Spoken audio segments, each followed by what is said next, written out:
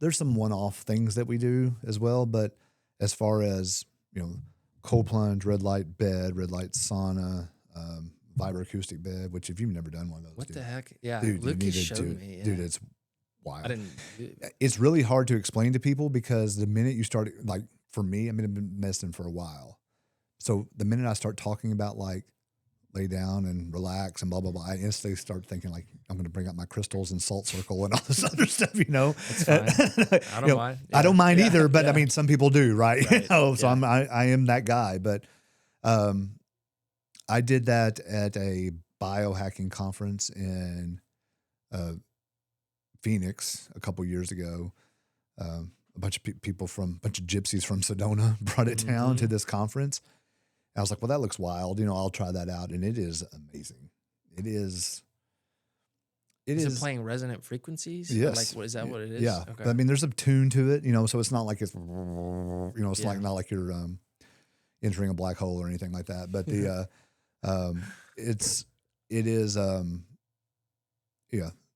there's a tune to it, and there's certain frequencies, and it's, again, the minute you start talking more and more about it, everybody's like, oh, I think you're losing me here, but it is legit, and if you want to talk about chakra alignment and what vibration this hits at and it hits all those frequencies, and I'm telling you, it's legit. I mean, it's doesn't surprise me that my chiropractor is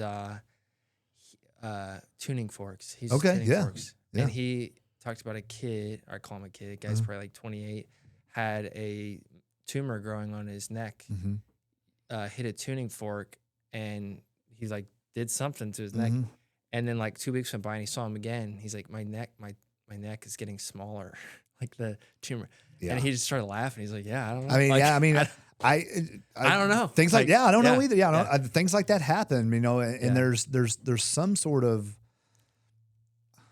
I don't even know if validity is the right word to use, but there's some sort of evidence that it's occurred before and it's happened before. But all I know is that, and they've all the programs have like cell rejuvenator or something, like it's like some sort of like mystical kind of name title to it.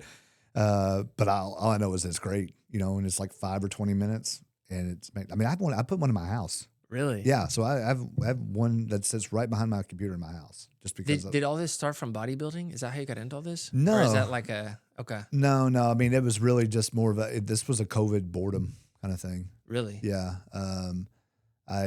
I'd always been fascinated by this line of work and the biohacking realm or whatever, but it was so much of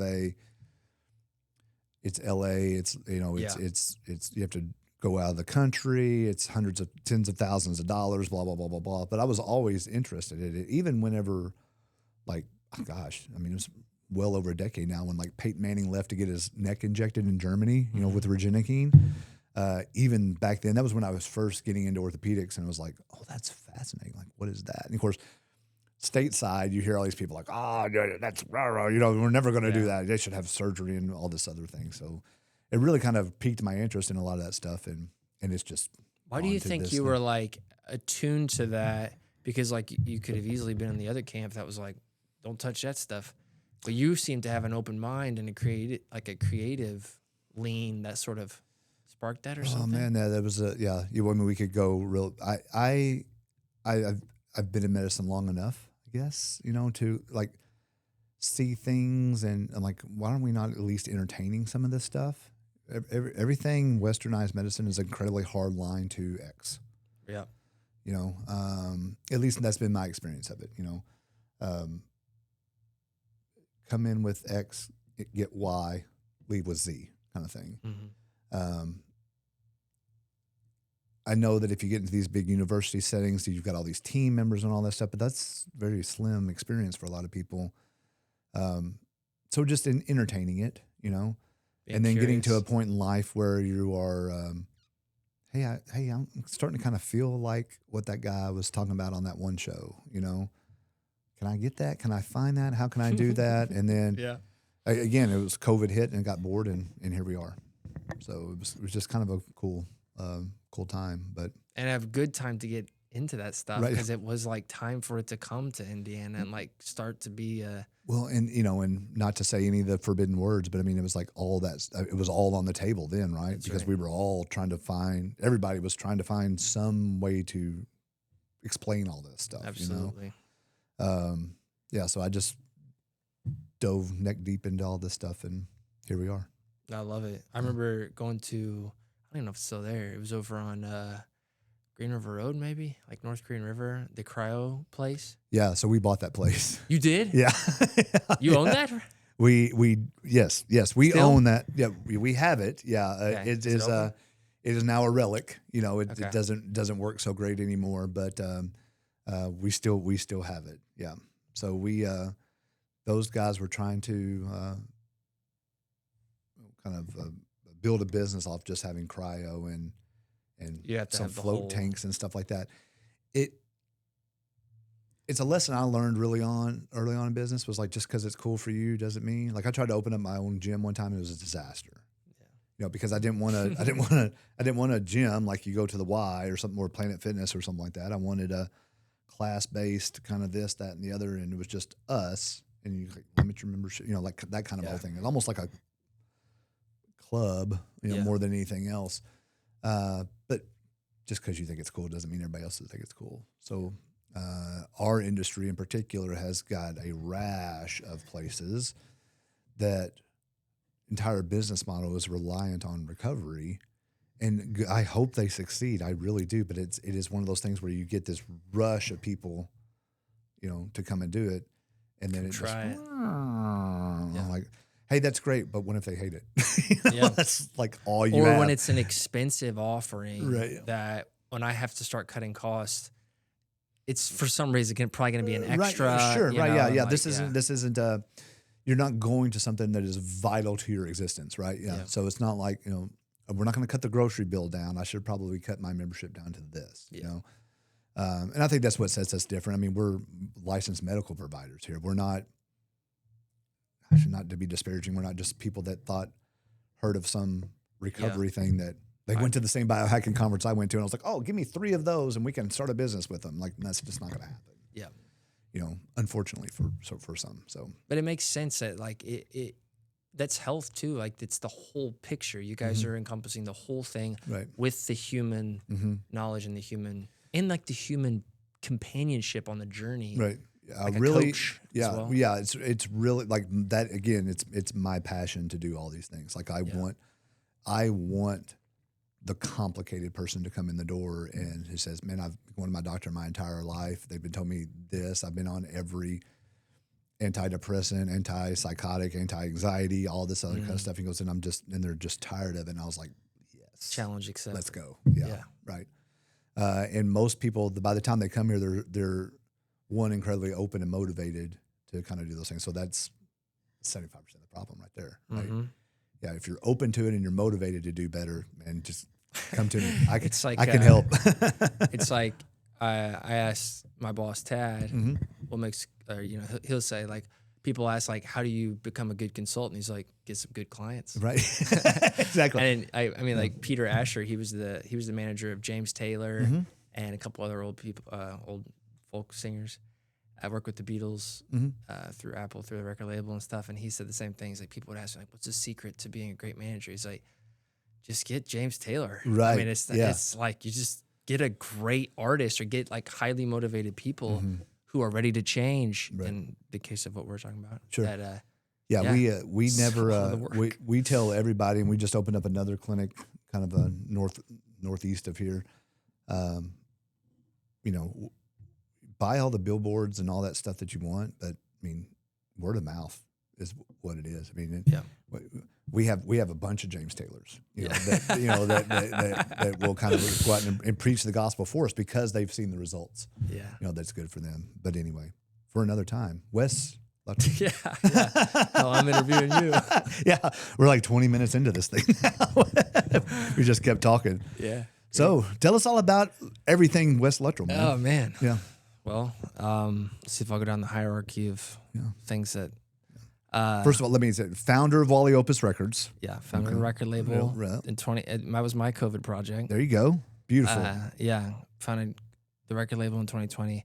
Actually, it was around meeting your one of your guys here, Lucas. Meeting him and his little cohort of bandmates that were still high schoolers. Yeah, and I had just returned from LA and spent a year out there.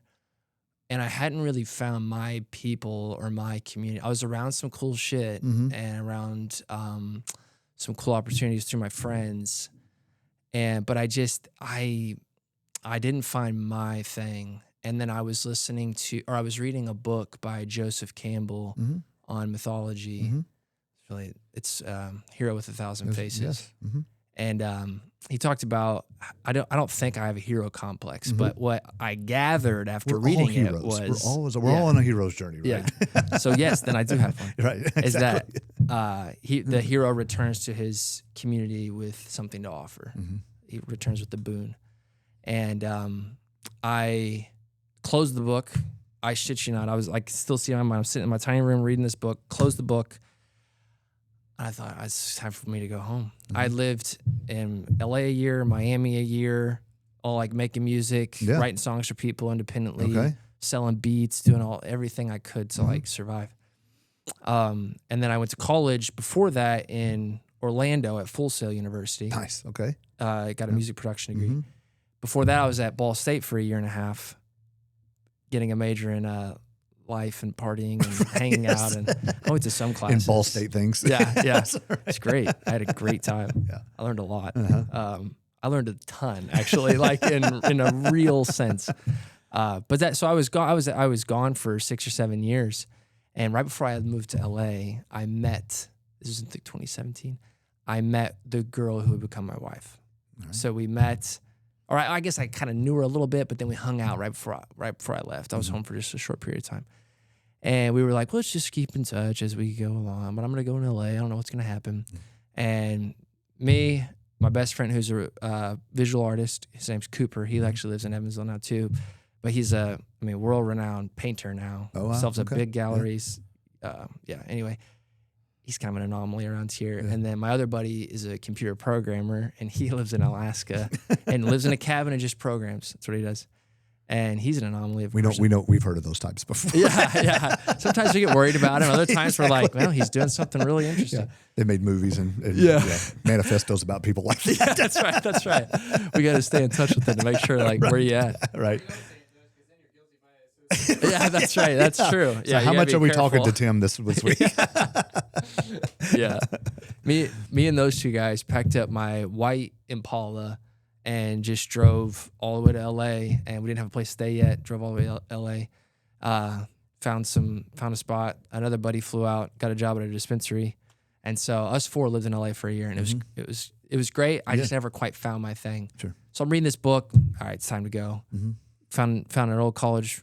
It was actually my previous college roommate at Full Sail, took my spot, and we were headed back to the area. And so when I got back, I was determined to do something in music. I'm going to do something in music.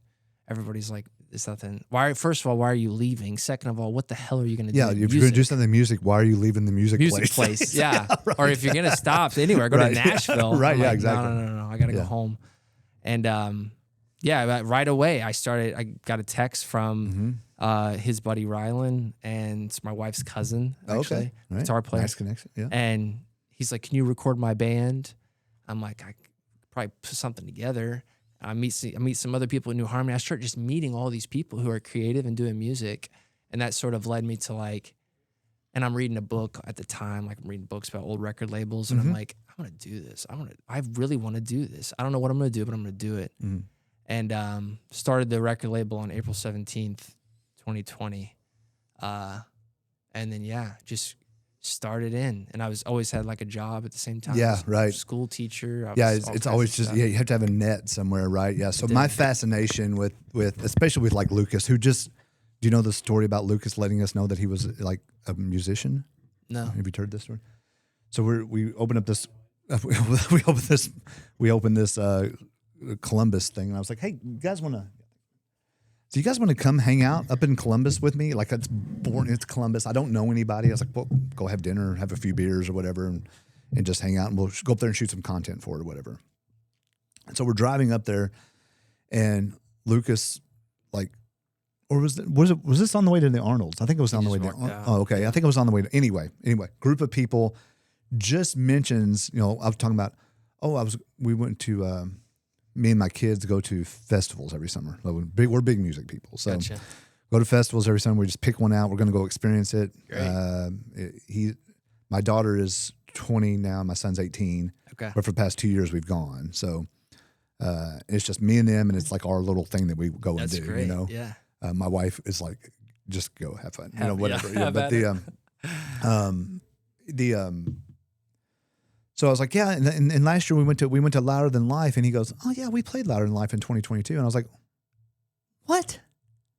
Who? He's like, yeah, we played Louder Than Life in 2022, and I was like, well, shit, like, what do you mean you played it? Like, it's like, no, we won a contest, blah, blah, blah. And it just went through this whole story about, and I love the story where his car gets blocked in and all that stuff. Yeah. All these tour buses and everything. But, it's just, my favorite thing is that, like this, like, hey, I went out there and I went to LA with a bunch of friends, and we're going to figure it out. Because you hear about, because I'm a Gen X 90s kid, so every movie growing up was like about that, right? Yeah. But just to be living that, and I wanted nothing more than go to film school when I got out of high school. I wrote, me and my buddies fantasized about it all the time, and didn't, so it was kind of like, okay, now I'm living like vicariously through all these people, and now that I'm able to turn so we're making this. Yeah. That's right. Yeah. That's great. I mean, I think that's like,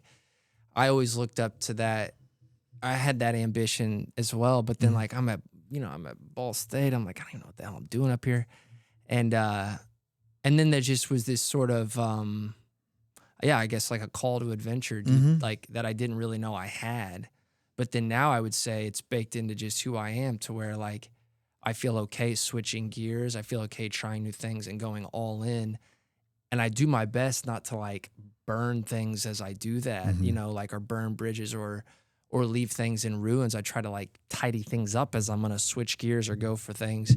But I just believe that in diving in, like going to LA, I had no idea what was going to happen. Right, yeah. But so ballsy. Like, just go do it. Yeah, and then within, I think, I guess it was probably within like 8 months, we're at like Benny Blanco. He's a big record producer. We're at a dinner, and he's there, and he's like, his buddy Andrew Watts is there, another guy, and they're just like these massive producers, and they're just dicking off, and like, I'm like, wow, this is all it is. This is just people out here, like, and I think just being around all that stuff was really scratched the itch, and then I was like, so before you made the big jump to like LA, like what? So like high school, were you a music guy in high school? Did you have bands? I started DJing in 8th grade. Okay, all right. First gig was an 8th grade school dance. Like actual scratching DJ or like playlist DJ? Play this fucking play.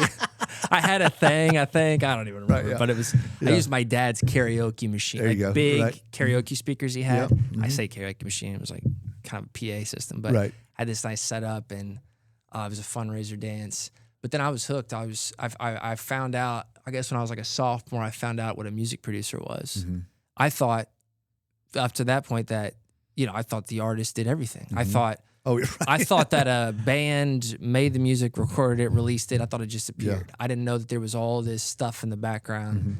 And that when I found out that there was electronic DJs making music with singers on it, I thought, I'm going to do that. That's what I'm going to do. So I got obsessed with that as high school went on. And then, went all in, started making beats and stuff. And then I wanted to go to music school, though. My mom is a great supporter of my life and stuff, and we're super close. But she just that's not a career. It's the same conversation that happened in my house. Too. Yeah, like, that's not. No. Yeah, we're not gonna. Yeah, what are you going to school for that for? Like, now it was like, if you want to do that, then do it. Sure. Like, like you There's can do it, but go get it. But you need to have first, and of course, then life takes over, right? You know, it's a thing. So, what was the inspiration? Is not the right word, but so EDM kind of music, I'm guessing, kind of stuff. All right. Yeah, I loved it. Yeah, I dig it. Yeah, I totally did. You hear that? Do I love it anymore? Yeah, I don't know if I love it anymore, but right, you got a wore out on it. Yeah. Yeah. So but it was. What was your, when you were, what years were this? So this was like 2012, 2010. It was when like David Guetta, like that sort of music wave was, Skrillex was big. Oh yeah. All this music was hitting America or bubbling up in America. So I was super into I've always been into popular music. Pop music. So was the scene, did the scene that you followed out in LA, was that definitely a more EDM kind of focused kind of thing? That I would say that scene was entering more of like a pop music, like think of like I don't know, I guess sort of electronic, like Louis the Child. Like we would hang out with Louis the Child. We Thin. My buddy did some artwork for like Charlie XCX. Okay. She's more pop now. She's kind of, I don't even know what you call her now. Experimental pop or something. But yeah, so I think I was always, well, that's what's interesting.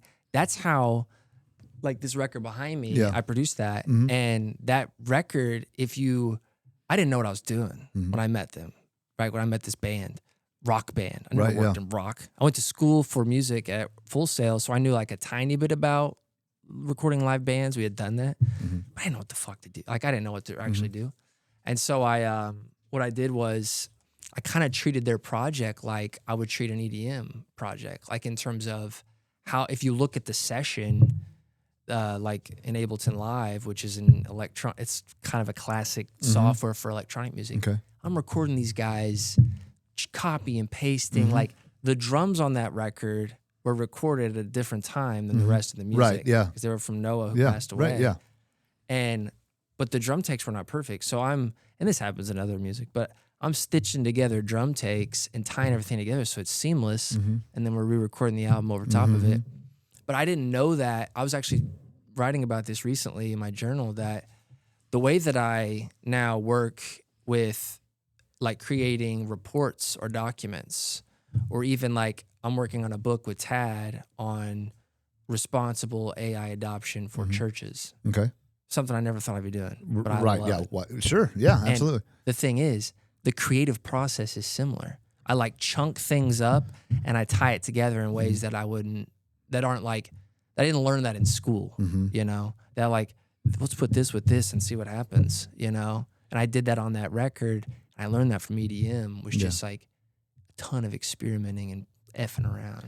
Dude, it is so weird how you just brought up like responsible AI use in church, because I was thinking the other day, like, you're talking about the greatest speeches of all time, you know, and you regardless of your religious affiliation or whatever, sermons are looped into that, right? I mean, like these guys this guy wrote this, and delivered it, powerful message, and you know, and laid it all out there. What's going to happen to that? You know, because I'm not affiliated or a member of any church, but I'm definitely not anti-religious or whatever. But I just know that there's a lot of people who claim to be ministers and preachers and all these other kinds of things, right? Yeah. And all of them cannot have that writing ability that and delivering ability that Martin Luther King did. Correct. Yeah. Yeah. Jesse Jackson, Or, anybody, right? Yeah, right. you know. And not that should be the bar that that you set for like these great speeches, but I don't even know what made me think of that. It seemed like I saw like some news footage or something like that from a church, and I thought, man, I bet that is going to be something that's lost.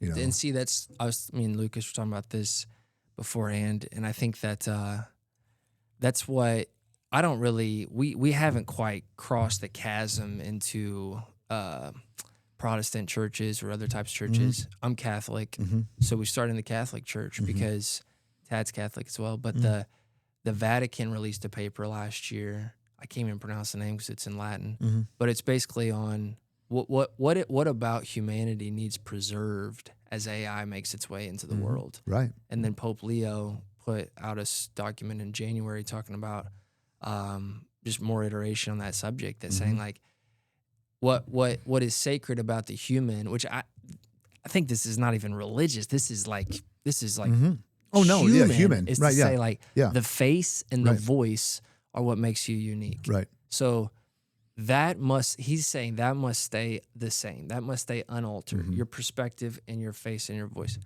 And I think that when I read that, I'm like, okay, he's telling us these are the things that need to remain sacred.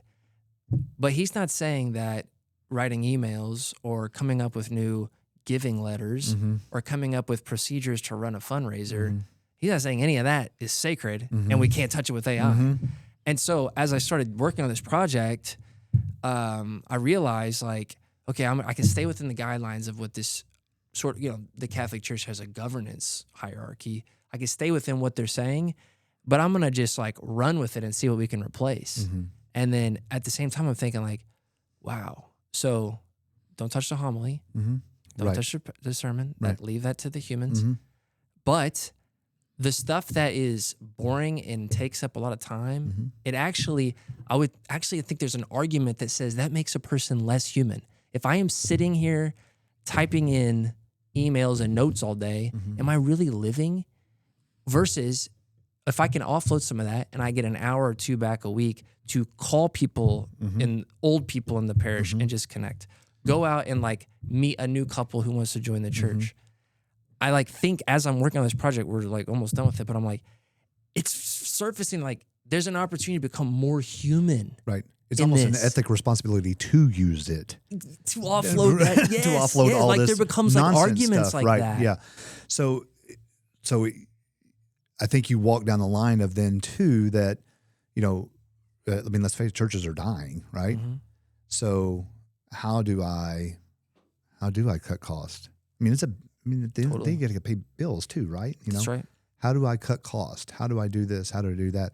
Well, if I can automate a lot of this stuff that happens between Sundays and Wednesdays and that kind of stuff, well, then I think we really need to look into that. Yeah. And at the same time, a discussion like I think that is like super valuable and in like makes sense is to say specifically for a church or a nonprofit would say, if we offload those tasks, what happens to that person's job? Well, if that person is a part of the community, like at the church, then what is that person really good at? And is there some sort of like human thing that they're really good at, like connecting with people, right? Or like you've talking trusted to Betty to do human interaction for the last 20 years. We're just not going to let Betty write the emails anymore. Exactly. Why does We've Betty now go bought back 2 days a week for her to go just hang with people. Right? You know, do some outreach stuff. I would say get people back in the door. And yes, and I think that will actually revitalize a church. I love it and grow it. Yeah. I think it is. I think it is so easy for us to just demonize it at this point. And AI. Yeah, totally. I think that, I mean, a ton of people do. Creatives hate it, right? Yeah. I'm just kidding. As long as you're not using it to do all your designs and posts and everything. Yeah. Emoji heavy Facebook posts. Yeah, that's right. Yeah. But I think that there is a definitive, and I don't know if guilty is the right word, but I use the heck out of it for those mundane tasks. If there's a spreadsheet, why wouldn't you? If there's a spreadsheet that I would cuss for 6 hours out of the day trying to format in the right form, in the right places, and move these numbers and that number, and I can hit. I don't even type it out anymore. Yeah. Okay. Which is a little bit concerning because I feel like myself getting lazy about things like that. But I'll just move all of the C columns just and like for formatting, it's beautiful, and it takes 10 minutes to do that instead of, it would take me forever to do it, and a lot of swear words, and I don't, it doesn't. That spreadsheet doesn't require my energy like that. Yeah, and I'm not. And I don't know anywhere along the line that humans were built to be spreadsheet people. Right? Yeah. Maybe that's an interest of yours if you're a spreadsheet person. Yeah. But I mean, like that. But you get judged on your spreadsheets. No, you need to like make sure, you need to be doing that whole. It's like we didn't do this until. How long have spreadsheets been around? Right. We didn't do this the whole time. Right. It's like let us offload some of that stuff to like create capacity for you to be more present with your clients. Right. Yeah. And more time working on yourself. That seems like a much valuable trade-off. I graduated. We were talking yesterday about cursive handwriting, and I don't like even know how to write who can write in cursive. I kind of write cursive. Yeah, I can write in cursive. My father had beautiful handwriting. Yeah. perfect margins. I mean, the word would end exactly where it was supposed to every time. There was no hyphens. There was no carrying over. I mean, it was a craft. Whatever he wrote was crafted. It wasn't written. Yeah. Okay. And, you know, can you read? Can you read in cursive? Can you write in cursive? I feel like my generation. I graduated high school in '94, so I feel like we learned like 4 years of cursive, like through like kindergarten through fourth grade. Like I can remember handwriting. Okay, like having a handwriting class, and then that went away, and then like word processors would come around, so you learned a little bit of that. But then by the time I was like halfway through college was when email came out. This is really dating me, but you know, it's like, so I missed out on a lot of this stuff. So I don't have that like innate ability to do a PowerPoint presentation, where my son, who's 18, it's not even PowerPoint anymore. It's like Google Sheets. Like everything is on Google Drive, right? Yeah. There's no physical textbook or homework anymore. They can maneuver that like crazy. Yep. And so I feel like there's a generation, i.e. me, who is like in the middle third of their work career that doesn't know how to do that shit anyway. So are people taking AI, I mean, like, hey, I'm going to use this as a tool. I'm not going to use it to take over humanity, right? You know, and I'm not going to demonize it like the generation above us is, Yes. You know, yeah. But like, I'm going to use it for that, you know, Yeah. And it's going to write on my BS emails. Like, yeah, it's going to write all those, you know? Yeah. And it probably already was trying to for a while 100% with all the was already- suggestions and like Yes, right. autocorrect. It Now knows you're me just well. being It knows me explicit. well at this point. Yeah. Yeah. You know? And there's a lot of there's a lot of resources to like, you know, work on ways to create better prompt writing or responses to your writing. And I was just talking to somebody about this the other day, but I'm like, look, if you send me something that was generated by AI and it's good, like if it's a writing piece, if it's good, it gets the point across and it's just technical information, why do I care who wrote it? It's probably a lot more clear and concise if the machine wrote it. Right. Because it's technical language or it's like some sort of like instructional language. I don't need a bunch of flair and like. And you know I do like with like, I don't know if it was still GPT-4 or if this came along in 5, where it's citing where it's bringing it from. Oh yeah, they all. So yeah, it cites it in the. They're all citing it now. Yeah. Okay, yeah. I really haven't messed with a whole lot of the other ones, but just citing the reference. It's just a glorified Google search in a lot of senses, and it's summarizing it for you. No different than whenever you type in. We've been going to Wikipedia for years, summarizing exactly, stuff, and the only thing that Wikipedia is that it's the AI overview on the Google search result page. Yeah, you know, so yeah, it's Well, and I think that just like it's funny how many music people are people who are like there's an ethics course that I just saw the other day coming from the University of Michigan, and it's taught by 2 music instructors. There's Rick Rubin, like one of my idol music producers, super into AI. Just wrote a book for AI prompting. And it's just funny how I think that music and AI, there's something about it. I haven't quite figured it out, but I keep jotting down names when I hear somebody talk about it. That like this music person does this with AI in like a professional, technical way. There's something about it that seems to be like, I was super hesitant. I didn't even start using it till about this time last year. And since then I've become like, I'm like taking courses on it right now to like get some certifications for my job, but then to also just better understand it. I'm like, it is fascinating. It is insane. And it is changing everything. And like, I don't see that as like, I think that you have to walk with caution, but I'm not scared because I'm just diving in. I'm like, you just learn more about it. So so as a previous beat maker, yeah, with a bunch of other things, involved in it too. Yeah, but you know, could you have seen yourself then using it as a tool to make beats? Not in the. I just don't think it belongs. I mean, that's probably me being kind of an old fart in the music thing. It's okay. Like, I mean, I just don't see it in the. But there's a kind of a paradox here, right? There is, yeah. Well, that's what I think. It's like, I heard somebody from Anthropic who makes Claude. Yeah. I heard her talk about this yesterday, that like, she's like, the question isn't like, where should we or should we not use AI? Maybe the question in the workplace is more like, where should I bring in this highly competent, very energized, and very knowledgeable partner into my work? Yes. And where should they stay out of the work? Yes. And I think that thinking about it like that, I'm like, that's an interesting thought. Cause like, I don't need you. I actually like making music alone. I used to a lot. And so like, and I want to do it. It's just, let me do it. I don't want to, I don't need all that, you know? What do you think about, so recently, I do these little AI things all the time just to kind of see how things work out with it. I have a habit of, like, I rant, and I'm an old school Twin Peaks fan. So you've watched Twin Peaks? No, but I know what you're talking about. So Kyle MacLachlan's character in Twin Peaks, Agent Dale Cooper, and one of the biggest parts of Twin Peaks, his character is that he speaks into a Diana. Okay. So Diana is like his secretary. He speaks into a microphone while he's on these trips. Like, Diana, the coffee at this place is great. Remember to book me here next time. So it's just one of these things. So it's just, it's a funny thing that me and a bunch of high school buddies still kind of get along with. So, but I'll rant. I was like, I wonder if I could turn these rants into like a memoir, So there's probably, I cut it down to like 19 files. And so each file would be a chapter. And then using that as a prompt almost, and then going through and editing. And I'm looking at this. It's a 92 page, 19 chapter, 5 page per chapter kind of almost manifesto kind of thing, memoir, And it's all about how I hate big healthcare and all this other stuff, basically. But, it's pretty good.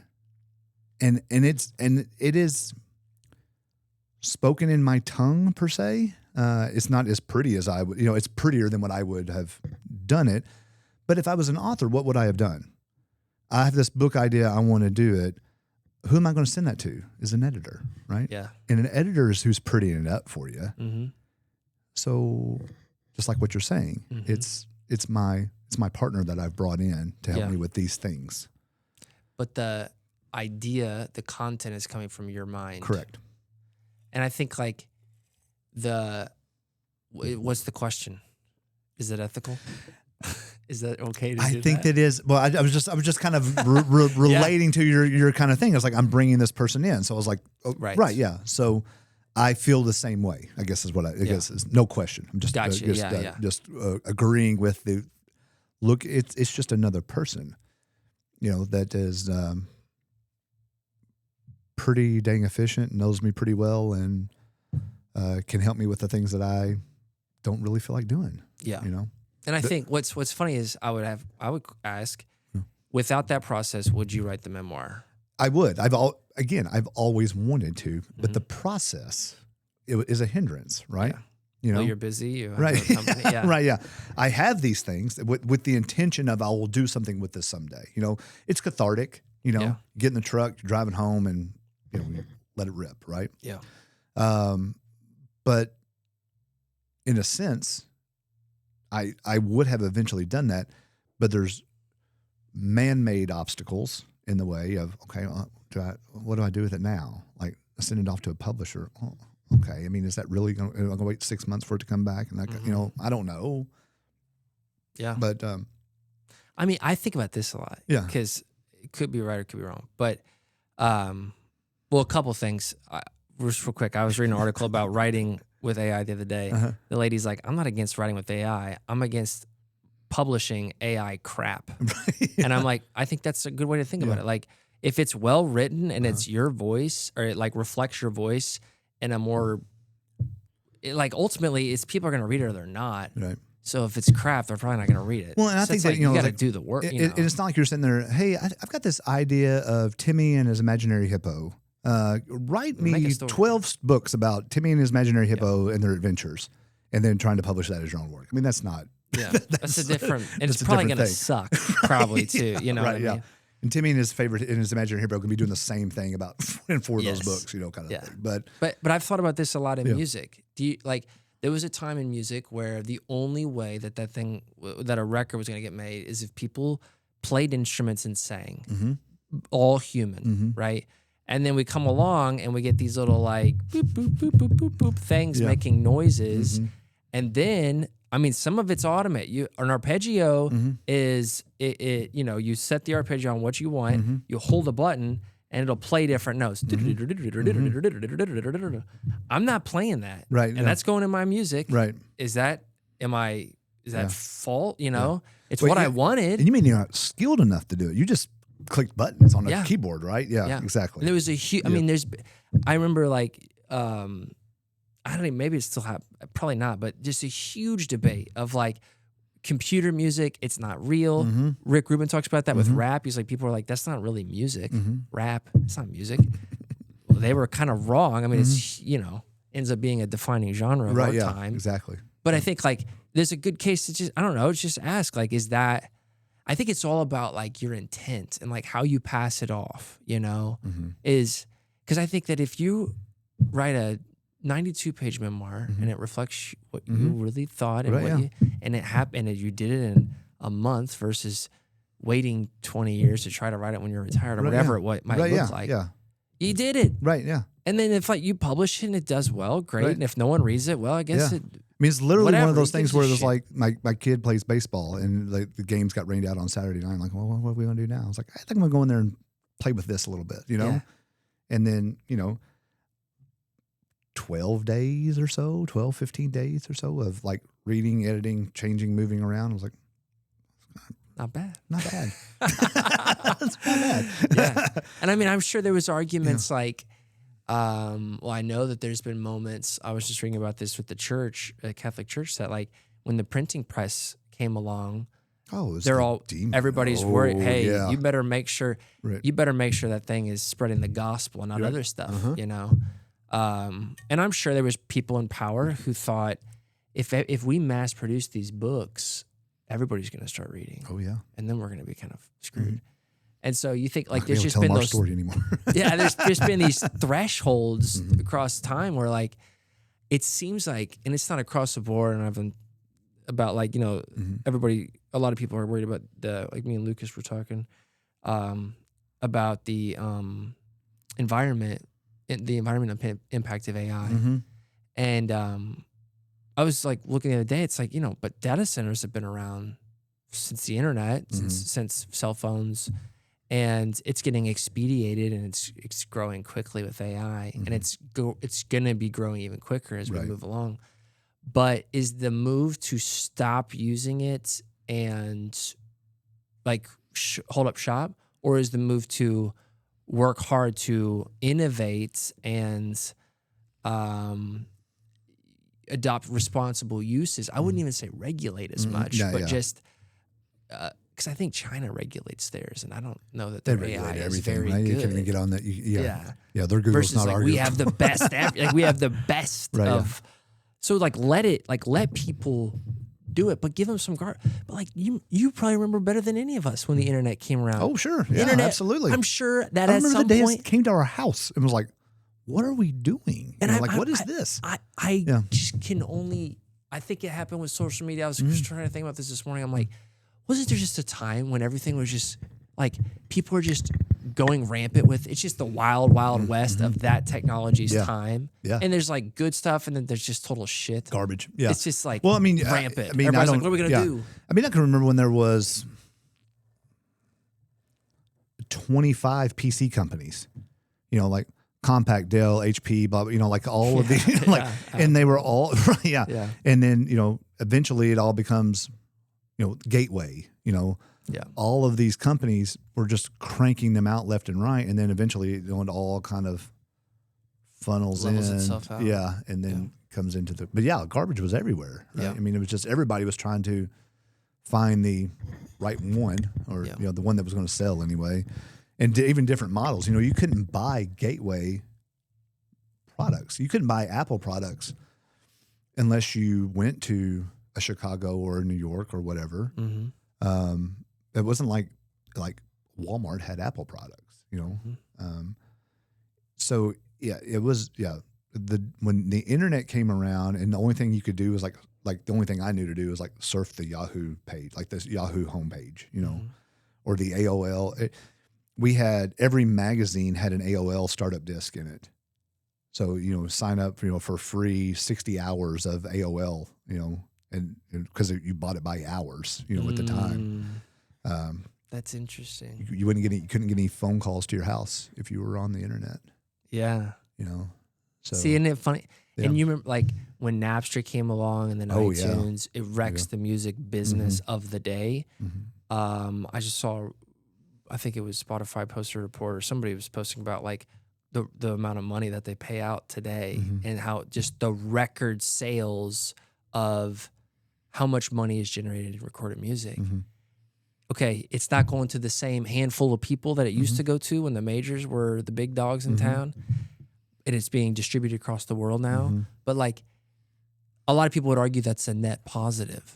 It wrecked the culture in the current, or the previous zeitgeist of how all that worked, and it totally disrupted it. But like, there's an argument to be made that it's like, but now like I could start a record label in Southern Indiana and distribute music that could easily pop off just as much as anybody. We could sit here and do a podcast. Yeah. This and get it everywhere. And get it everywhere, right? It's the same thing. So like thinking back to the way that I used to share music with my friends, and today, I can be in, you could be in LA, I could be in Evansville, and I'm like, Wes, check this song out, dude, and it's share, send, Wes, boom, there, you got it, and then you just click on it, it plays on your phone computer, and that's it. Just try to think of, and I know you've heard the history of wrapping your head around. Okay, I have to, if I love "Still the Night" by Whitesnake, I've got to go buy the Whitesnake album. I've got to play it. I have to hook up another player to that and have a blank cassette on that one, and then fast forward and rewind to where Still the Night is there, and I play Still the Night and I record it on this one, and then I put it in an envelope and I send it to you. Yeah. And that was the way we did it back in the day. Yeah. I mean, even, what's funny today, I have a small record collection and a nice setup, and I use it once every 2 years. Right. I'm like, man, this is so great. It's really cool to look at. So cool. Yeah. I bet my kids are going to love messing with it one day. Yep. And then as soon as I wake up the next day, I'm turning on Spotify or Apple Music, and I'm in the car. It's like, I have gone through this thing 1,000 times because I thought, well, how cool would it be? I think of all these little things that we could do in here, and we have music guy, we have a music guy, we have a, how cool would it be to like have a, hey, this is our album this is what we're playing to, this is what we're listening to, and there's some obscure vinyl from somewhere else, because we're pretentious pricks like that, kind of thing, and I'm like, we would never do that. Never. It would just, it's a really cool to say that you do it, but man, this is a whole lot more convenient to do it this way, Yeah. Well, I think about, I've thought about this before, like, I don't even know if it ties in, but I bet when the plow is replaced by the tractor, like the horse-drawn plow was replaced by a tractor, I bet there was some guy horse-drawn plowing his field like those dumbasses. Yeah. They don't know what it's all about. You don't know how look how straight my lines are, like, and how consistent everything is. Do you know how much better the corn is coming from the soil than that soil? Yeah. Right. And then meanwhile, like, this dude is he's building a bigger house, his farm's expanding. Right. And you're right. I'm not saying that like for better or for worse. Like the artisan route, the craft route, the old route, the nostalgic, the vintage, it has its place. It does its thing. And then there's like, but I think that like maybe there's a balance of like staying with one foot in both worlds. Sure. And so I saw a, I don't know if it was a podcast with Henry Rollins. He's got this massive vinyl, collection. He's this musical, like, historian almost, curator of all things, obscure, in the history of music. So I was watching him on something, and he was talking about this. He's got this turntable, these speakers, this, that, and I'm like writing it all down. I'm like, oh man, this is gonna be cool. I need to look at all this stuff. It's like $150,000 in equipment. you know, and of course he's Yeah. Henry Rollins. So, I mean, then that's what he wants to spend his money on. That's cool too. But I'm like, is it really? I'm like, what could possibly be, Yeah. you know, what could be the difference in that and just the $200 one you get at Walmart, you know? Mhm. And I bet that guy knows the difference. I I bet guarantee you he does. Henry Like, he Rollins told me knows the difference. every bit of it, you know? Yeah. And we probably would too. Yeah. But at $150,000, I appreciate it. Right. Yeah, you have 100. love it. Right. Yeah. Yeah. Exactly. Yeah. So tell me, whenever you come back here, you start Wally Opus. We're circling back now. Yeah, great. You start Wally Opus. This is fun, by the way. Right. I don't really talk about myself much, so this is great. Yeah. I don't talk about myself much unless you ask my wife, and that's all I've. No, that's just all the time. Yeah. How does Wally Opus start? So I was hanging out with this group in New Harmony, and I thought a lot about this idea of like something is perfect in the sense of like it is what it is because of the flaws, and we need to leave those in there. We need to like to give this thing character, give it a little bit of weirdness, whatever that is, that comes along in the process, or that just comes along as part of what we got here, what we were given. And I had thought to look up what's an old word for that? Like, what's another word to say that? Perfectly imperfect. What's that? I don't want to call it perfectly imperfect records. It sounds kind of lame. Right. But I found this word Wally, and I actually don't even know if it's true anymore, but because I think I might have just twisted it. But Wally was like an old Scottish term for something that's a little bit wonky, but good still, like solid but a little wonky. And then opus is large body of work, musical work. And so I thought Wally Opus, I just sat on it for a while. I'm like, I kind of like it. This is a great name, yeah. Right. Kind of weird, but cool. Yeah.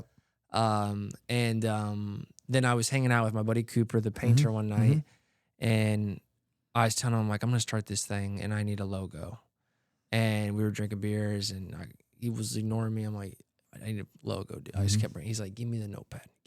And he took a pen, wrote it out real quick, took a picture of it, uploaded it on his laptop, sent it to me. Within like 5 minutes. Yeah. He's like, there's your damn logo. Like, shut up. Let's move on with the night. It's like to drink some beers and hang. Yeah. Yeah. And I've rolled with that. It's the same. It's probably on here. Yeah, right there. It's awesome. Yeah. So, but then I worked with the Strangers with Lucas's first band and with a folk singer for like that first year was really just getting myself together, like getting the recording stuff, figuring out what a contract is, right? Yeah, all that stuff. But I started like an LLC, and I was getting help from the Small Business Development Center, who I'm still friends with, some of the people, and it wasn't until the following year that we really started putting stuff together because I bought a house, got a basement, and this house when we bought it, my wife's a real estate agent. We're like walking around. I walk downstairs in this house. I walk around the corner. There's like soundproof stuff on the ceiling and a drum set sitting in the room. And I'm like, I stopped. I'm like, man, we got to get this house. Yeah. We got to get this one. And we already liked the rest of it. But I was like, we got to get this. And so that was the house we bought. And this was during COVID. So this is 2021. And actually, it was like a really hard moment. My first son, I have 2 kids and almost one more. We're about to have another one, third kid in 6 weeks. Nice. Yeah. My son was born we got the keys to the house on a Thursday, like April 15th or 16th. My son was born on Saturday, and it was also Fuck, I'm messing this all up. We got the keys to the house on a Thursday. On Saturday, we're moving in to the house, painting. We get a call that the drummer of the Strangers has passed away. No. He OD'd. And my wife is super pregnant. I got all my family at my house painting and stuff. And I walked outside and I looked up. I thought, oh, shit. Like, I've never lost a young person this really close to me.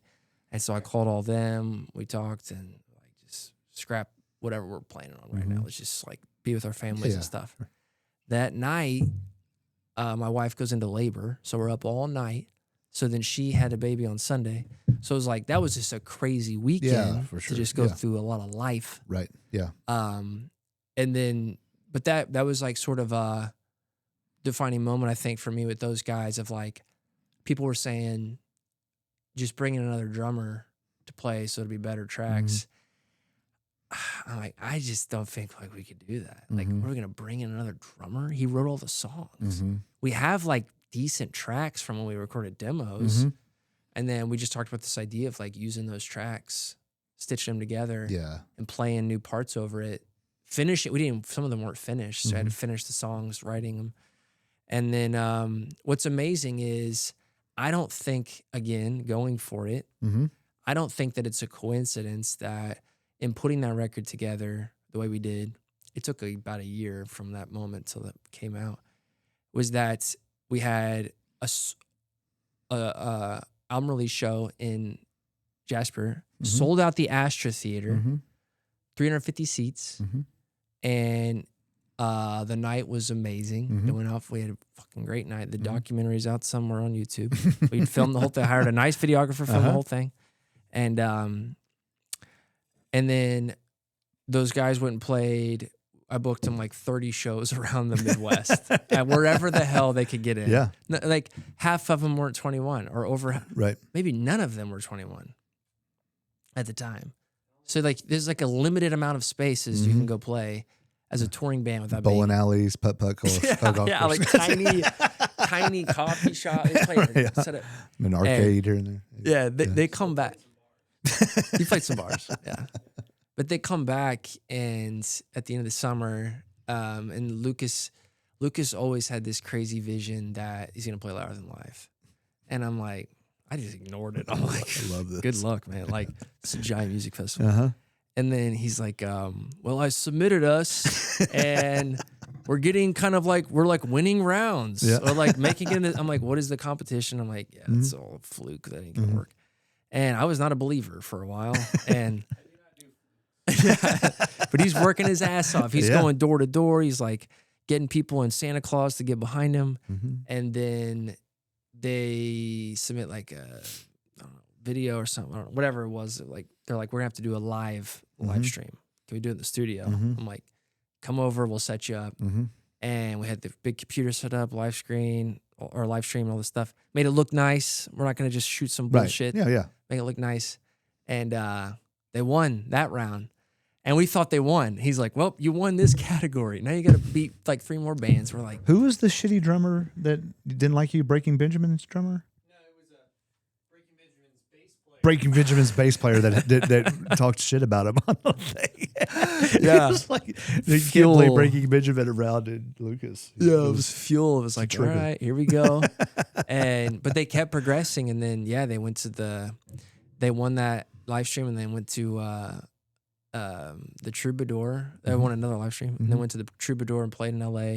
I didn't go. I was at home, but I was with my wife. We were in bed, live streaming the event, and I'm watching as the voting counts coming in, and it's going up. I'm like, I like stood up on my bed. I'm like, holy shit, they're gonna win! And then they won, and I'm like, we're going to Louder Than Live, baby! Like, we're going to the big show, right? Yeah.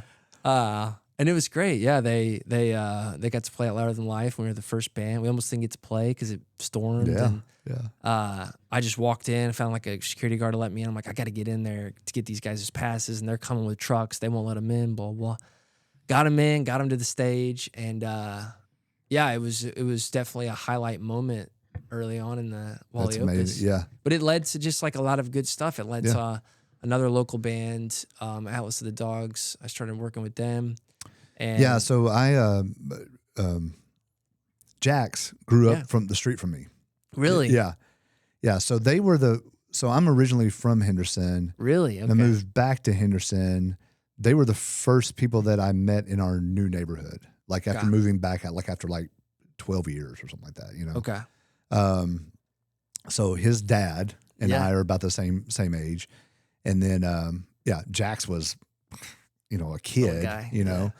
But again, just another one of those kids where it's like, just do it, kid. You have it. Just do it, man. And it all sounds great. And Jack's, I'd go down to roast and see Jack's in the morning. Yeah. He'd let him make my coffee for me. And it was just like, it's just so cool to see Jazzy, his little sister, and my oldest son, or my youngest, they're the same age. So they kind of grew up, they went all through school together. So yeah. And Jax is a little bit older than my daughter is.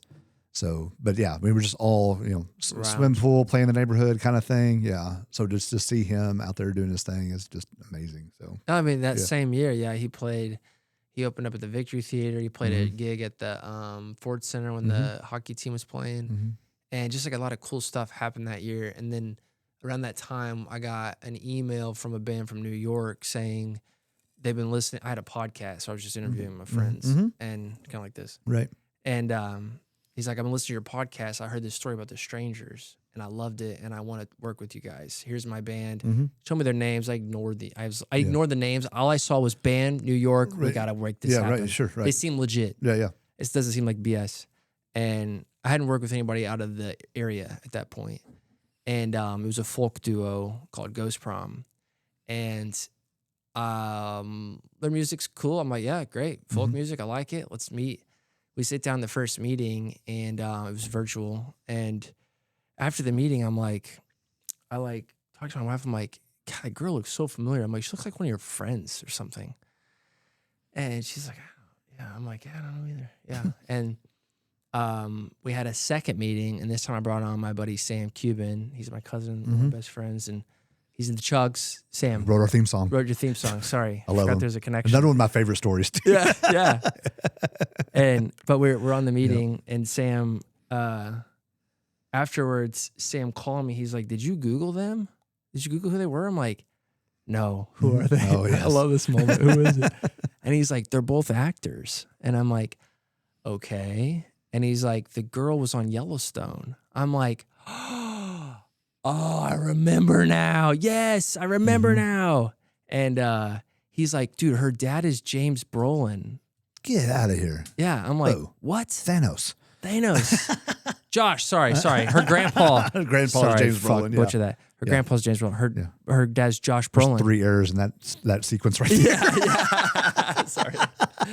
Yeah. But anyway, yeah, he was in the Goonies and all that stuff. Sure, I'm like, I'm like, why are they hitting us up? And her husband Cameron, he's a dude, just like multifaceted Renaissance man of a creative, and bunch of independent films, and but they had great music. I'm like, this stuff's great.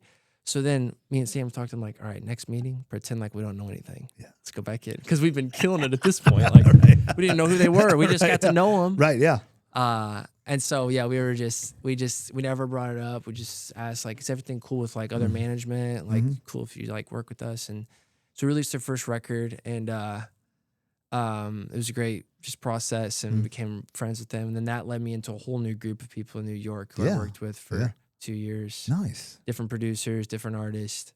That led me up to last year. So I was like, that was the 5 years of really pushing Wally Opus personally.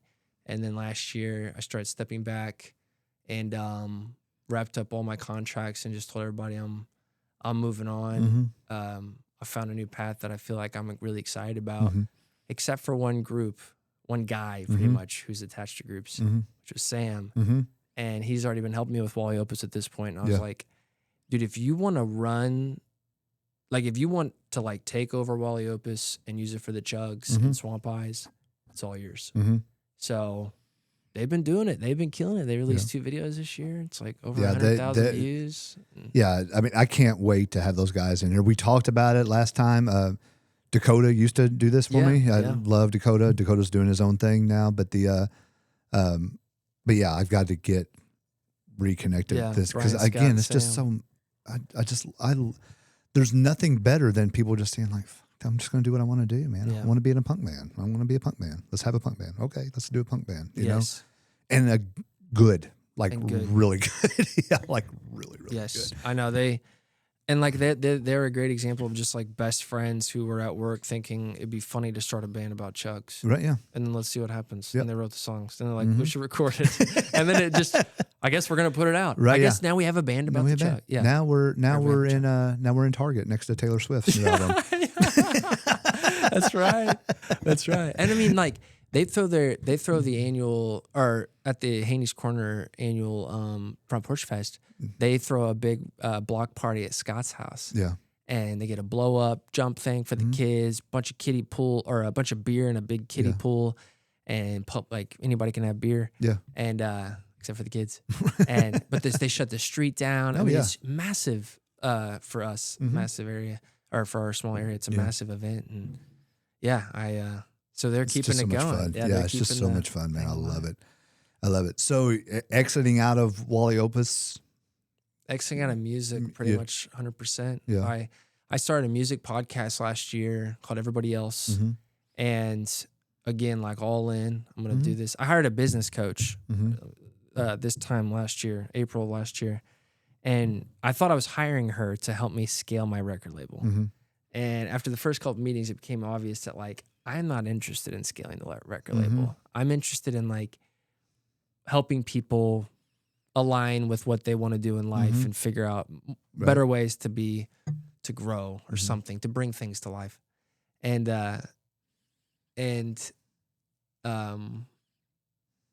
what was I just going to say about? You were going to scale the record label. Everybody else. Thank you. So I thought, well, I like talking to people. The podcast would be a good way to get my foot in the door because I want to work with music companies. I want to like consult with music companies. Blah, blah, blah. Nashville's close. And so I just started getting these guests, and I met somebody who works in the music industry through my coach. It was her cousin. And she became a great mentor during that season. She's only a year older than me, but had worked on 33 #1 hits. Oh, wow. Yeah. Oh, she was a senior executive at Sony, all this crazy shit. And she was in the radio and just got let go from Sony. Oh. They're not focused on radio anymore. Right, yeah. And so she was like, I'll help you. I'll introduce you to people, introduce you to my contacts, and you can like see where it goes. And I'm like, that sounds great. And so she introduced me to people from like Big Loud, like Morgan Wallen's label, Sony Music, a couple managers, and just kind of like got me into Nashville in some sort of exterior, high level, but sort of outsider. And so I'm going to Nashville recording people. I went to Atlanta, recorded some people, that's like the first year of 6 months of the podcast. Leading up to Christmas. But this whole time, as this is happening, I'm getting invited into these church meetings at my church just to be the young voice in the room to help figure out what we're going to do. Church has a lot going on, a lot of buildings that we've inherited, not a lot of people anymore. What are we going to do? And I'm enjoying it. I'm enjoying the group work. I'm enjoying sort of like bringing in fresh ideas because I don't have any idea how any of this works in the church or organizations. And over Christmas, I did a cost-benefit analysis in ChatGPT. And I said, I want you to score this. Here's my options. I'm going to go to Nashville every week in 2026. And I'm going to network my ass off. And I'm going to introduce myself to people to become the go-to career coach for recording artists and work my way into helping scale small music companies. That's option one. I currently have no leads. I've got podcast guests who are becoming friends. Right, yeah. And it costs me $150 every time I want to go to Nashville. Sometimes more because I stay for a couple days. Yeah. And it's time away from my family. I'm about to have a baby, or baby's coming up. The other option is stay in Evansville, try to get my foot in the door in some sort of consulting fashion, doing the same type of work for different category. I don't have to travel, and it's close to home and it doesn't cost anything. What's more aligned with my situation? Run the analysis. Well, you can imagine which one to score. Right, yeah. And so I went on a walk right after that, and I thought, fuck it. I didn't say fuck it, but I thought, I'm all in. Right, yeah. I'm all in. I'm going to figure out this new path. And I'd already headed that direction, but it was like a change of heart. I'd been coaching some artists, recording artists. I got a job offer from Groover, they're out of France, to be a coach at Groover, which was like, sounds aligned. So, yeah, right, yeah. But it just wasn't, didn't feel it. Well, yeah. And I wasn't going to do it, Yeah, probably a lot of hard work for not a whole lot of benefit too, yeah. And I wanted to do my own thing. And so in January, I presented some like a new mission statement, vision statement on behalf of a small group I was representing at the church, and I had done a lot of the work and enjoyed it, and created some other assets that they found valuable. Presented it. Tad Dickel was in the meeting. He's a buddy of mine, and he was like, "Nice job. What was that? Like, what are you doing? Right, yeah. What are you up to?" And so I was trying to pitch my own work to people, to churches, and to a couple of businesses. Wasn't really getting anywhere. And then my wife's like, "You need to call Tad." I'm like, "I don't want to work with him. He's my friend. I don't want to mix business and friends." And then I saw Ted at a conference, and I was talking to somebody. He overheard me talking to somebody about being done with music, going on consulting. He's like, "We should talk." And then we talked, and then worked out a deal, and I joined his team 6 weeks ago, and am all in. Yeah, congrats, dude. I mean, thanks. It's like walking away from music in general, but it's still kind of the same thing. I mean, like you're producing things, right? Essentially the same. Right. Yeah. I know it sounds so different, but it translates, right? Translates. Yeah. You wouldn't know that on necessary paper, or a counselor wouldn't see that, but it's like skills are. Yeah. You're taking something raw per se and bringing it in and doing your magic part of it, and then putting the product back out. So I mean, you're really when you start to make a record. I think Rick Rubin's book, The Creative Act, sums this up greatly. Beautiful book. Is to say, like, it's the same thing with an organization in essence, is to say, we're going to start out with a huge amount of information, right? A huge amount of inspired material or something in the music world. We're going to start with all this stuff, and anything goes. That's what, like, the beginning of a project and a strategy session would be like. What is, like, anybody throw out anything, and we're just going to start throwing stuff at the wall, and we're going to start. And then every meeting, we're going to hone in what's still true. And at the end, we're going to put together a strategic plan or an asset that is the deliverable. It's going to be all based off what was brought forth, it's inspired, and it's put together in a simple, easy to understand, digestible thing. Same thing happens with the great record process. It's like, throw everything at the wall. We're going to edit it, refine it until what you get is the finished product. In a former life, I worked with a bunch of like people that had pacemakers, defibrillators, implantable, and at the time, to me, besides this being the dream job with that part of my life or professional career was St. Jude. And I guess they're still around. They got bought out or something like that. But anyway, that company made the pacemakers and the defibrillators that we used. No, just the pacemakers, I think. But anyway, the super secret cool job with those people was that you worked at the think tank, and you just got into a room with 20 people, and you just shot out ideas of what the next thing, like, what can we do with this? Now they're all brilliant as far as like anatomy and physiology is concerned, especially like cardiology. So how everything works. So where can we intersect in this? When the impulse for the beat comes here, can we grab it and take it somewhere else so we never have a problem over on this place? And I was like, that sounds like the coolest job ever. And then, like, not only do you come up with the idea, okay, now how can we execute it? And then going for that, it's all the same stuff, right? Yeah. I think it's all beautiful, and congratulations on everything, man. Thanks, and it's so cool. Well, and I think just like one note on that too is like, I'm reading this book and I'm obsessed with it. I've already gifted it to a few people, but it's called Range. It was by David Epstein, who wrote, like, I think he used to write for Sports Illustrated. He wrote some books on like athletics and genetics. And then he started finding that more broadly speaking, is people who specialize later in their journey.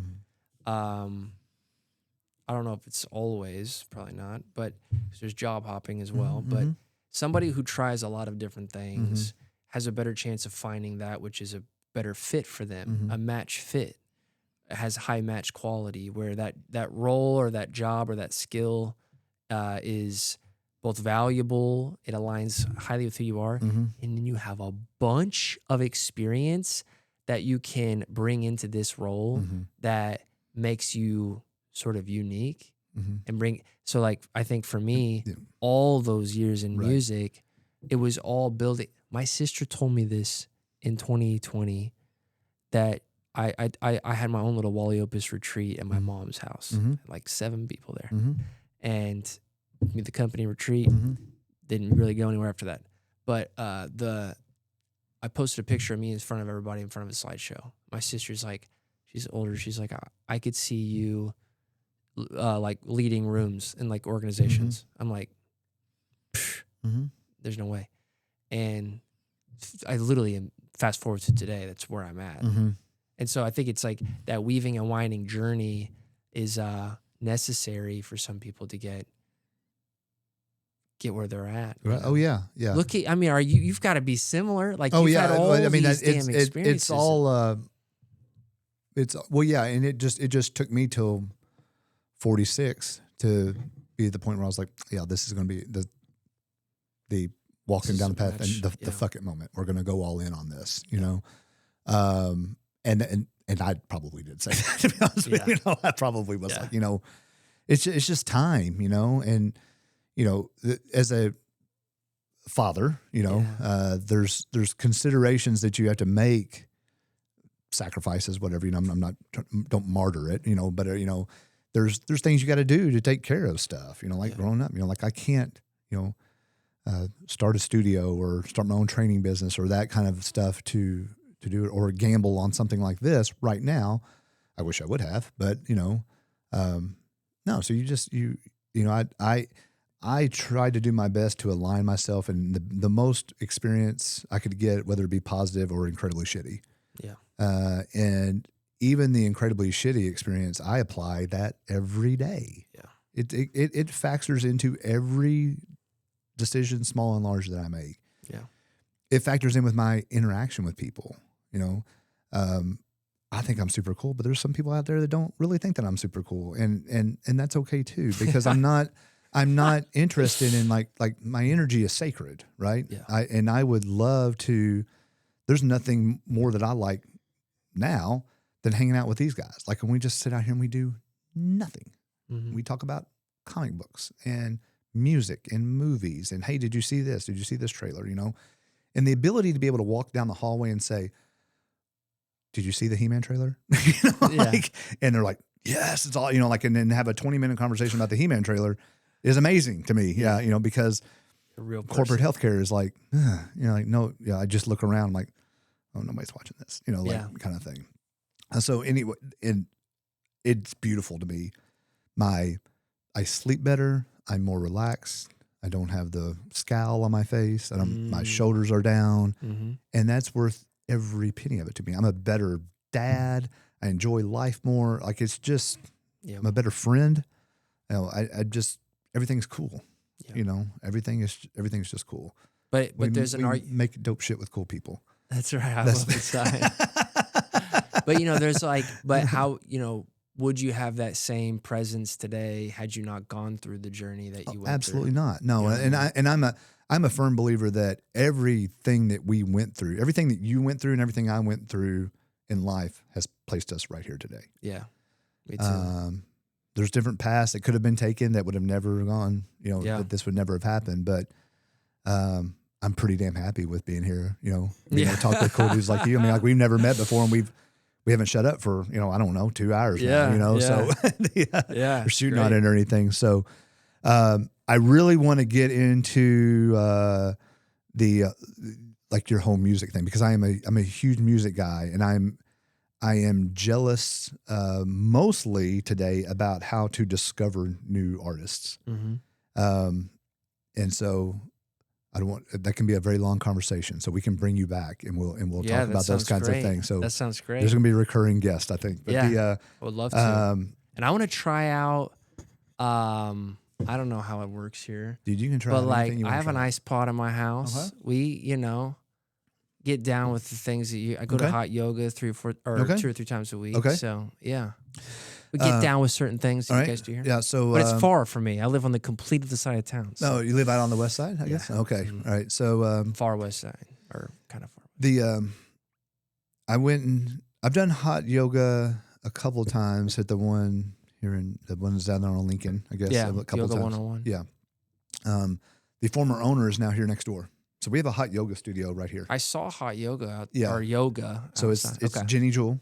Yeah. I don't know if you know her or not, but I don't really. I know the name. yeah. So she, I guess she used to own that, sold it, was going to be an instructor, decided not to, but now the Bill that owns, the whole building, he put a hot yoga studio back there. So I went and did that. Of course, I was the only guy there, and I think I was the only person that weighed over 115 pounds in there, like a Sunday afternoon, and it is brutal. Yeah. It was brutal. So it was, but again, it's one of those things where like, okay, I suck at this. Let's go do some more. Let's go do some more kind of thing. So Yeah. hot yoga is a great thing. I would much rather lift heavy things, but Yeah. that's way more my tempo. Well, that's what's funny. I've talked about people with this because I'll invite guys to come with me. This is quite a few guys. I go to Yoga Space down on Haney's Corner. Okay, yeah, across sure, from Moat. yeah. Yep. I'm friends with the owners, and I'll invite some guys like doing yoga, and I'm like, trust me, it's gonna kick your ass. It will. But like for a guy like me, Mhm. I've never found my place in gym culture Sure. or weightlifting. Mhm. I did in high school, weightlifting in high school through sports, and I've gone to Bob's gym off and on. But then yoga seems to be the one thing that I've stuck with that I like, that kind of checks several boxes. Yeah. I mean, it's great. Yeah. It's great. I'm a little bit, I'm so out of practice from it that can no longer do a lot of the things. Yeah. And you'll notice, like, I walk funny. I've got a leg injury from jiu-jitsu way back in the day. But so that limits me as well. But I mean, I'll go back. But I mean, it was brutal. Maybe I need to go down to start off a little bit, something that's not 145 degrees in there, whatever it is. So, Yeah. They have gentle. My wife's super pregnant, and she goes to gentle heat on Mondays and Thursdays, I think. So they do like a gentle heat thing. But there's sometimes they'll have like a Monday at noon or a Friday at noon, and that place is packed. Yeah. And the energy's nice. Yeah. And it is hot as shit. Yeah. Yeah. Well, we need to go check it out because so the other thing that I think that about Evansville is there's lots of little cool spots like Yoga Space that are just, it's like a Haney's Corner exclusive, right? Yeah. you know? And they feel the same. They that's feel beautiful. that we need to get connected. Yeah, that's beautiful. So, but man, to like spread that love everywhere, and there's people that aren't interested in that, and I get it. So just F off. It's fine. Yeah. But there's plenty of other ones that want to be like, can we do something together? Like, this all fits in to each other, So that would be awesome to get down there with those guys. And I feel like, what's the owners of those places? Nate and Noel Momini. Yes. Okay. Right. Yeah. Yeah. Okay. They're great. So he's an architect? Yeah, he's a builder. Builder. Right. Yeah. Yeah. There was some sort of, we have crossed He'd be a paths. good guest. We have crossed paths at some point. We looked at like probably 15 spaces in Newburgh before we got to this one. We looked at it probably 12 before we settled it up on the north side for the first 2 years we were open. And then was outgrowing that space and started looking at a couple more. And I feel like his name was brought in as like he's the builder that comes in and does this stuff. Mm-hmm. Until this happened, and then this is the vision. So this is the dream, the way it's always been. Is this one? You only have one location there? Or you have more? Have this one here, and then we just opened one in Columbus, Indiana. Okay. So halfway between Louisville and Indy. I got some family in Columbus. Oh, okay, really? Yeah.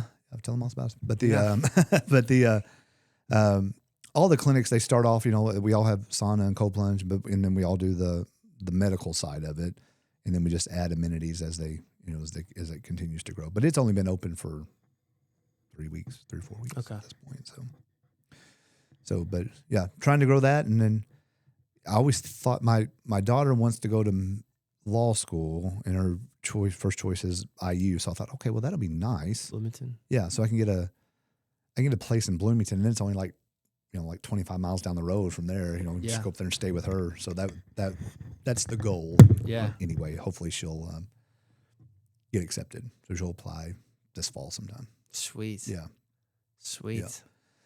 So, but man, I appreciate the hell out of you, dude. This was a lot of fun. I appreciate you. And Thanks for having me. you are our official ethical AI expert. How's that sound? Sounds good. I don't know if I'm much of an expert, but That's okay. happy to discuss. You are now. Yeah, nobody else knows, right? Yeah, that's right. Yeah. AI, ask AI whenever you get home how to become an AI expert.